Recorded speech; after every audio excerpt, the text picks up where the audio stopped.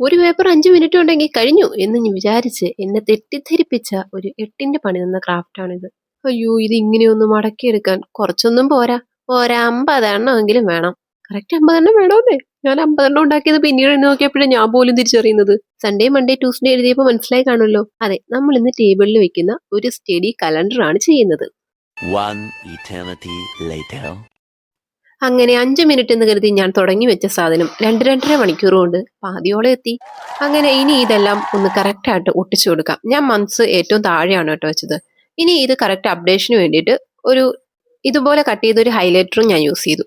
ഇനി എന്തായാലും വെക്കുന്നു, ടേബിളിൽ വെക്കാനുള്ളതല്ലേ, ഇച്ചിരി എസ്തെറ്റിക് ആയിക്കോട്ടെ. അതുകൊണ്ട് ഒന്ന് പെയിന്റ് ചെയ്ത് ഇതേപോലെ ഒരു ഡെക്കറേഷനും കൂടെ സെറ്റ് ചെയ്യാന്ന് വിചാരിച്ചു. അയ്യോ, എന്തായാലും എൻ്റെ ഒരു ദിവസത്തിന്റെ പാതിയോളം പോയി.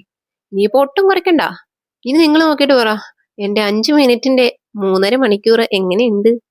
എനിവേ, ഇഷ്ടമായാൽ ലൈക്ക് ചെയ്യുക, സപ്പോർട്ട് ചെയ്യുക, ഒന്ന് ട്രൈ ചെയ്ത് നോക്കുക.